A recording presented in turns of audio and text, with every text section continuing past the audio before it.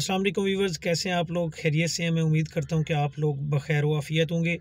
Election 2024 जो है उसमें कुछ दिन बाकी हैं और जो खानेवाल की अगर मैं बात करूं तो यहाँ पे हल्का पीपी 206 खानेवाल, उनके 2-3 उम्मीदवारान के इंटरव्यूज़ तो आप लोग सुन ही चुके हैं। अब मेरे चैनल के ऊपर उनके तफसीली इंटरव्यूज़ आ चुके हैं। मज़ीद भी इंटरव्यूज़ रिकॉर्ड हो रहे हैं या कुछ हो चुके हैं, तो वो भी बहुत जल्द इंशाल्लाह आप लोगों के सामने होंगे और आप लोग उनको भी सुन सकेंगे।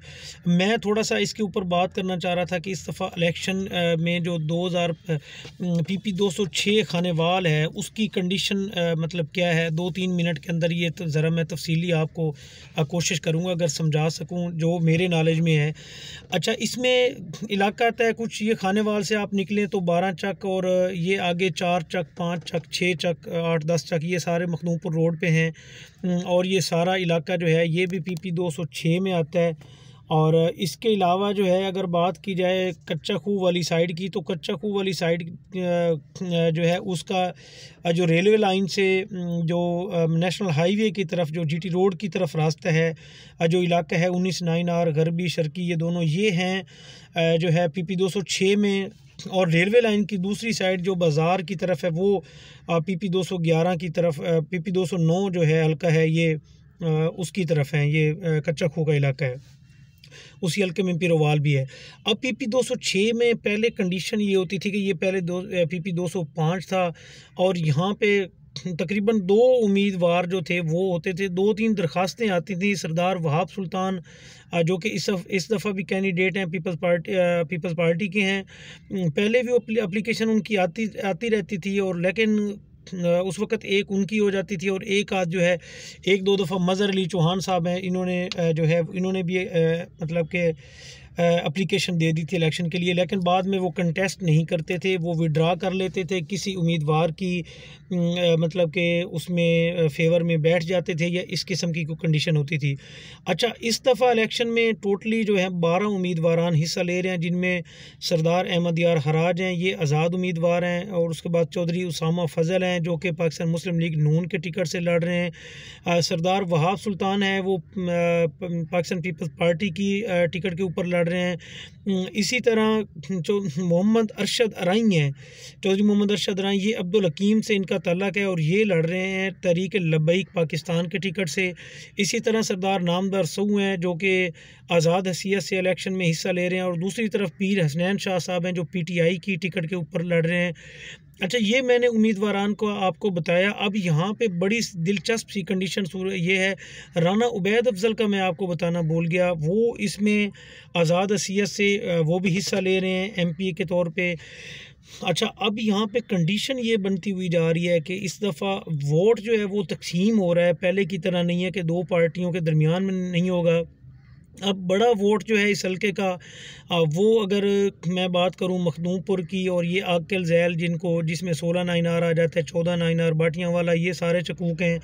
इन साइडों में राना बिरादरी का अच्छा खासा वोट है, और राना बिरादरी का इस दफ़ा अजीब व गरीब ये कंडीशन है कि उसमें 2 लोग जो हैं वो मतलब कि राना बिरादरी की तरफ से हैं, राना उबैद अफजल भी है, और दूसरी तरफ से उसामा फ़ज़ल चौधरी जो नून लीग के उम्मीदवार हैं वो भी राना बिरादरी से हैं।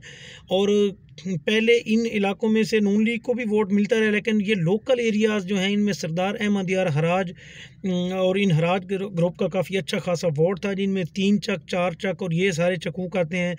लेकिन 3 चक में राना जुल्फ़कार राव मोहम्मद रमज़ान जो साबका नाज़िम भी रहे हैं, वो सरदार अहमद यार हराज ग्रुप में होते थे, लेकिन इस दफ़ा वो हराज ग्रुप में नहीं है, और मखदूमपुर में भी अच्छी खासी वो कंपेन कर रहे हैं। तो बड़ी अजीब सी कंडीशन यहाँ पे हमारे हलके में पैदा हुई है। देखते हैं कि क्या बनता है, लेकिन जो ओवरऑल अगर आप बात करें तो इस दफ़ा वो पहले वाला जो है वो कंडीशन दोनों ग्रुपों की नहीं है, क्योंकि अब्दुल हकीम बहुत बड़ा वोट बैंक है। अब्दुल हकीम से 2 उम्मीदवार ज़ाती तौर पे जो अब्दुल हकीम के रिहायशी हैं वो खड़े हुए हैं। एक तरफ चौधरी अरशद अराई जो हैं, इनके वालिद इनके जो हैं मतलब कि जो बिन सतार ग्रुप है, ये बड़ा मशहूर ट्रांसपोर्ट ग्रुप भी है, आप लोग जानते होंगे हाजी अब्दुल सत्तार वाले, और इनका जो है वहाँ पे एक तो वोट बैंक भी है, दूसरा ये पहले जो है वो मतलब कि चेयरमैन तक की सीटों के ऊपर इलेक्शन भी लड़ते आए हैं, और अब्दुल हकीम का सबसे ज़्यादा वोट है इस हल्के में। और सरदार नामदार सऊ हैं वो भी अब्दुल हकीम से ही हैं, उनकी भी कंट्रीब्यूशन है अब्दुल हकीम में। अब्दुल हकीम की अगर बात की जाए तो वहाँ पे जो नुकसान होगा वो ज़्यादा नून लीग को आप कह सकते हैं, क्योंकि नून लीग पहले वहाँ से हमेशा जीतती आई है, और अब क्योंकि वहाँ पे दो उनके अपने उम्मीदवार खड़े हो गए हैं, अब वहाँ पे हराज ग्रुप को भी वोट कम मिलेगा, और उस निस्बत से जो है वो ज़ाहिर बात है नून लीग को भी वोट कम मिलेगा, क्योंकि मकामी उम्मीदवार हैं और उन्होंने वहाँ से वोट ज़रूर लेना है। अब देखते हैं, ये एक बड़ी दिलचस्प सी ये कंडीशन बनी हुई है। अब पता नहीं इस मामले में क्या बनता है, लेकिन जो फ़िलहाल एंट्रियां सारे ग्रुप कर रहे हैं सोशल मीडिया की हद तक, कोई सुबह एक ग्रुप किसी को शामिल करता है तो दूसरा ग्रुप उसी बंदे की पोस्ट लगा के शाम को वो भी उनको अपने साथ मिला के बैठा होता है, लेकिन हकीकत कुछ नहीं है। आखिरी दिन तक अब चलते हैं और इसका वेट करते हैं और फिर देखते हैं कि PP 206 खानेवाल का इस दफ़ा सुल्तान कौन बनता है। तो इंतज़ार कीजिएगा 8 फरवरी का। और वोट जो है ये एक कौमी अमानत है, इसको ज़रूर इस्तेमाल करें। जो आपका जिसका आपका ज़मीर जिसकी इजाज़त दे कि ये बंदा जो है काम के लिए ठीक है, इसने इलाके में तरक्याती काम भी करवाए होंगे, आपकी रिस्पेक्ट भी होगी, सारी चीज़ें होगी, तो वोट जो है ये कौम की अमानत है, इसको ज़रूर इस्तेमाल कीजिए और 8 फरवरी को बाहर निकल के वोट कास्ट कीजिए और अपना नुमाइंदा ख़ुद मुंतखब कीजिए। शुक्रिया।